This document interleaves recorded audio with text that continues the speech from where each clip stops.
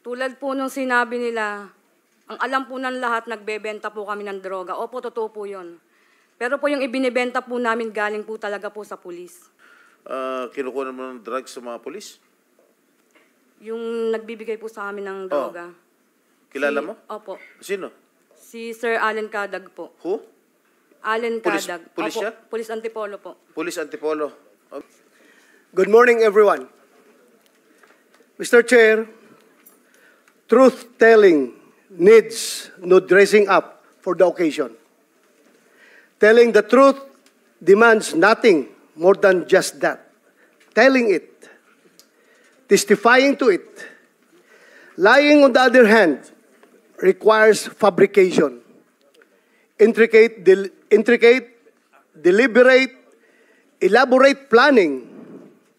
One lie is tied to a system, an entire web of other lies, in order for the story, the fabric, to hold together. Nitong nakaraang mga araw, Mr. Chair, ako'y tinanong kung ano raw ang mga ginagawa kong preparasyon para sa pagdinig natin ngayong araw na ito. Ang sagot ko po ay wala. Sapagkat ang pagsasabi ng totoo ay hindi humihingi ng anumang espesyal na paghahanda. Ang katotohanan, bali-baligtarin man, simula sa dulo o sa gitna, ay masasabi ng malaya sa kalooban. Sasabihin naman ng iba, ganun naman pala, bakit hindi ka nalang umattend doon sa hearing ng House? My position on this too has remained the same. I do not wish to be the first to break our tradition of interparliamentary courtesy. If our counterparts in the lower house do not exercise interparliamentary courtesy, this humble representation does. But most importantly, I do not wish to be a guest of their gag show. Mr. President, kung ako ay makasarili lamang, kung ako ay swapang na tao, unang pagtawag pa lang nila, nandoon ako mag-attend to clear myself. But because I am a member of the Senate, I have to protect the tradition that that is being observed by this institution. Kaya hintayin na lang nila, Mr. President, pag hindi na ako senador, I will be there every day. Kung gusto pa nila, doon ako tumira sa kanila. Pero sa ngayon, ako senador pa, please naman, sana respetuhin nila yung ating interparliamentary courtesy. Ayaw ko magiging presidents, Mr. President. Pagdating ng araw, in the future, lahat ng mga senador na mabubwisit sa kakatawag sa kanilang pangalan kapag ang kanilang pangalan ay na-implicate sa investigation na ginagawa ng other house, ay punta na lang ng punta at wala nang magawa na legislation. Kaya po ako naririto ngayon, hindi lamang bilang isang vice chairperson ng committee ito, kundi bilang isang resource person. As a former PNP chief during the Duterte administration, I have been tagged multiple times as the face of the war on drugs. The same war on drugs openly supported by both the Senate and the House of Representatives, and of course supported by our people. Perhaps I am one of the best persons to contribute to today's discussion. I am here, Mr. Chair, to tell the truth, and as I do so, witness the web of lies come undone, one thread at a time. Today, I say duty calls. My duty to the truth and nothing but the truth. So help me God. Daghang salamat, Mr. Chair. Thank you, Senator De La Rosa. Senator Bato De La Rosa is recognized. Yes, Mr. Chair. First of all, I would like to express my condolences to Mr. Randy De Los Santos. Alam po nyo, nung namatay si Kian, ako po'y galit na galit talaga. Sino bang maniwala na bata nagtutulak ng droga, pinatay? Eh, ako may anak rin ako. Kung mangyari yun sa anak ko, galit na galit ako, Mr. Chair. Tama. Kaya ako, I tried my best talaga na yung kaso na yan, kasi bata eh, binaril. So kailangan managot talagang gumawa niyan. Pero meron akong nasabi, if I can fully remember, sinabi ko, nung tinanong ko yung mga nakabaril kay Kian, Sir, ang explanation na sa akin, kaya nangyari yun, sir, dahil yung meron kaming nahuli na po, sir, na isa dyan sa Caloocan, at itinuro yung isang babae na tumboy na pinanggalingan ng kanyang droga. Tapos, ang sabi nung poser na nahuli namin, sir, yung droga nung tumboy na yan, masyadong madiskarte, hindi siya nagbibigay direkta sa amin ng supply. Dinadaan doon sa tindahan ni Kian, kung saan si Kian nagbabantay, iniiwan doon at pinipick up lang. Si Kian wala namang alam doon sa droga kung droga yon. Basta iiwan lang doon. Kung si Kian nagbabantay ng tindahan, iniiwan sa tindahan, doon pinipick up namin yung droga. Galing sa yung suspect na puser na tumboy. Kaya sir, nadamay si Kian. Sabi ko, bakit nyo binaril? Wala, hindi na masagot. Hindi na masagot. Pero actually sir, doon talaga sa tindahan ni Kian namin kinukuha. And ako'y nagtataka, bakit did I mention the name of a certain Randy De Los Santos as involved in drugs? Ang alam ko noon, nabanggit ko during one of my interviews, na yung sabi ng pulis, na Caloocan, na ngayon nakakulong, sir, yung tatay ni Kian mismo, sir, tingnan mo yung mukha. Nauubos na yung ngipin, nauubos na yung gums sa kakagamit ng droga. User yung tatay. Kaya ang tanong ko nga, bakit hindi ang tatay pumunta dito? Bakit yung uncle ang nagreklamo? Yun ang sabi sa akin ng pulis. What can I do? I received that information. Sir, tingnan mo, interview yung tatay ni Kian. Tingnan mo yung mukha. Tunaw na tunaw yung panga. Tunaw na tunaw yung ngipin. User yan, sir. Sabi sa akin ng police operative ng Caloocan. So, senior ko lang rin sa media. Dahil kitang-kita naman kung tingnan mo. Kaya nga, bakit na-involve yung uncle, I don't think, I'm not sure. Please refresh me, my memory, kung nabanggit ko yung pangalan of Mr. Juan Randy De Los Santos as involved in drugs. I cannot remember, Mr. Chair. I just hope this body can be enlightened. Dahil that's why I insisted to respond, Mr. Chair. Although ayaw mo akong i-interpolate yung ating witness, but anyway, if that is the ground rules of this committee, I submit, Mr. Chair. Thank you. We will interpolate all of them together, Mr. President. Ako po si Cristina Gonzales po, asawa ni Joselito Gonzales ng taga-Antipolo po. Tulad po nung sinabi nila, ang alam po ng lahat, nagbebenta po kami ng droga. Opo, totoo po yun. Pero po yung ibinibenta po namin galing po talaga po sa pulis. Kaya po malakas din po ang loob namin ng mga panahon na yun na magbenta dahil nga po galing sa kanila. Na kumbaga, wag daw po kaming matakot na mahuli o ano nga po dahil nga po galing sa kanila. Pero nung nga po nasabing maglilinis na nga daw po, sinabihan po nila yung asawa ko na paalisin ko na daw po ng Antipolo kasi nga maglilinis na nga daw po ng mga panahon ng 2016. Pero hindi po umalis yung asawa ko. Dahil ang sabi niya po, baka daw po lumamig lang, hindi naman po siya para galawin. Pero yun nga po, July 5, kinuha na lang po siya sa bahay, sabi nga po maglilipat bahay lang. Pero hindi na po nakauwi yun. Nabalitaan ko na lang nga po ganun, nasa morgue na nga daw po. Mr. Chair. Tapos ka na? Kailan kayo nag-umpisa magbenta ng droga? Bali ano po, nung 2015, 2016 po. 2015. Hindi pa presidente si Presidente Duterte? Hindi pa po. Ha? Hindi pa. Who was sino, ma-identify mo kung sino yung kinukuha mo ng drugs sa mga polis?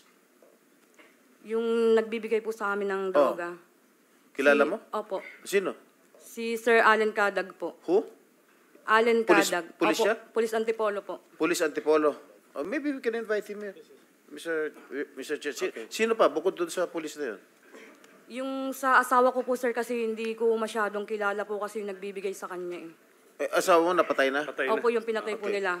So sino pa yung mga kilala mo mga pulis na kinukunan ninyo ng droga at binibenta Yung ninyo po, sir, eventually? yung madalas pong magsama sa asawa ko noon si Sir Olaco po at saka si...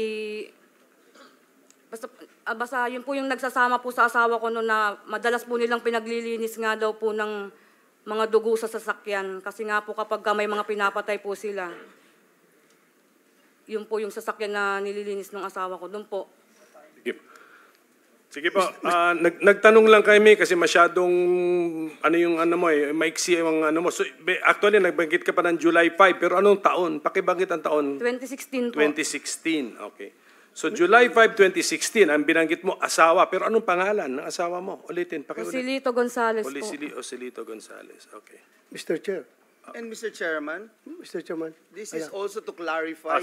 Siya muna. Sige. I'm sorry, Mr. Chairman, this is also to clarify the statements made by our resource person. Yung timeline lang, Mr. Chairman, I think that's important, no? Kailan napatay yung kanyang asawa?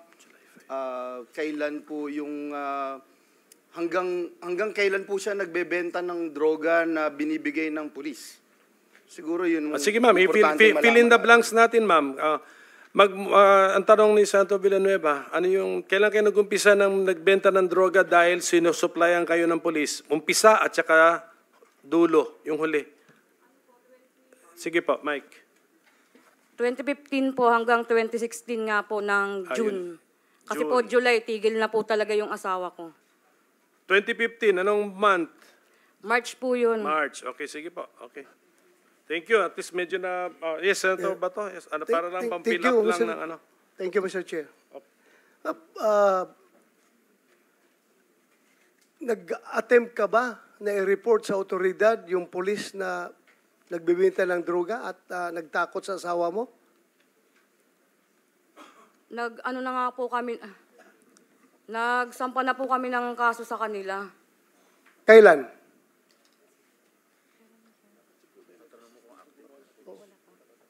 Ay, yung protection order ko po pala.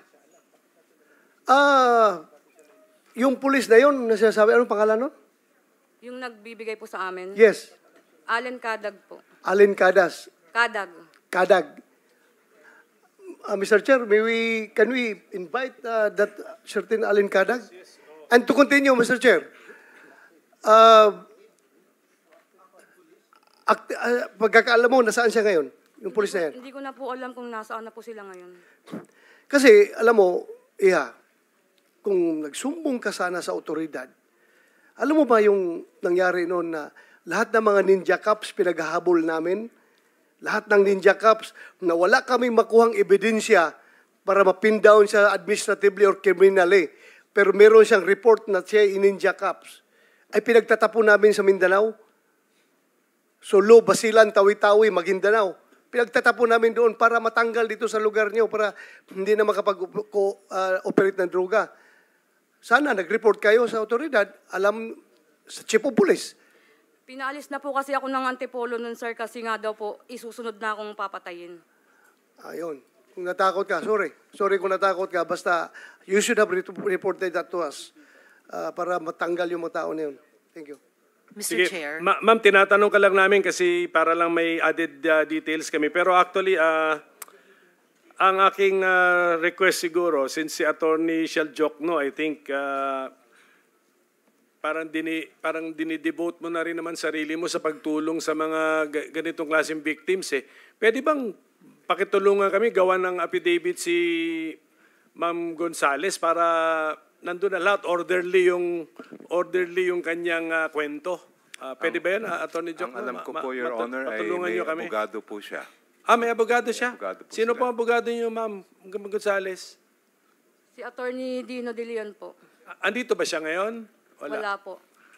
So, sige, makiusap na lang po tayo sa kanya. Gawang kayo ng affidavit para at least alam na namin yung basic mo na kwento. Pero kung mga detalye, nandun din po. Mr. Chair. So with the permission of Senator Padilla, ladies first muna tayo. Sige, Senator Ontiveros. Salamat kayo, Mr. Chair.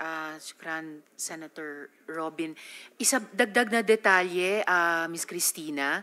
Sino naman po yung pulis na may-ari ng kotse na nililinis nyo para malinis yung dugo? Kay ano po, kay Marlon Olaco po at saka kay ano po, Sir Baste, kung tawagin nga lang po niya. Marlon Olaco at Sir Baste. Ano pong apelyido ni Sir Baste? Yun lang po kasi yung alam ko dun sa sinasabi ng asawa ko. Si Marlon Olaco ba ay pulis at si Sir Baste ay pulis din? Opo, mga polis po. So pareho pong pulis. Mr. Chair, kung pwede lang quickly matanong yung PNP resource persons natin, kung yung Marlon Olaco at yung Sir Baste, kung kilala nila, ay nasa active service pa. Kung sino pong pwedeng matanong sa PNP? Ayun, hindi, mga retired na po to. Sino ang ating COMSEC? Sino ang from PNP ngayon na nasa HQ na invited natin? Na present? Siguro, Chair. Sige. Baka sa susunod na Yes, hearing, yes, Chair. we will, Opo, pwedeng ma-identify. we will ask the PNP HQ to have also a representative here, but yung sa time gap natin, we will write them to confirm. Kung, Salamat, Mr. Chair. Sige, Senator Padilla, what was your point? Maraming salamat po, Chairman. Gusto ko lamang pong sundan yung sinabi ng ating pong resource speaker, si Ms. Cristina M. Gonzales. Yun po yung nilalaman po ng aking paunang salita kanina. Na tunay po talaga na nagkakaroon po ng paglilinis. Yun po yung sinasabi niya na pagka magpapalit po ng administrasyon, kaya po kanina, pinag-uusapan natin yung 2015 hanggang 2016 kasi noong 2015 po, yun na po yung umpisa ng tinatawag nating paglilinis ng mga ninja cops. Kasi po papasok na po yung bagong administrasyon. Yun po yung sinasabi ni Ma'am Cristina Gonzales na tunay po na nangyayari yan sa underworld. Na kapag ganyan po talaga, napapasok na po yung isang administrasyon na meron po talagang political will na talagang durugin niyang drug syndicates at paglipana po ng droga. Talaga pong yung mga may alaga, yung pong mga tinatawag natin po talaga na talagang yun mga scalawags po talaga, talaga maglilinis po yan. Yun po yung sinasabi. Kaya po yung 2015, bago po pumasok si Pangulong Rodrigo Roa Duterte, naglilinis na po yung mga tinatawag nating scalawags. Maraming salamat po.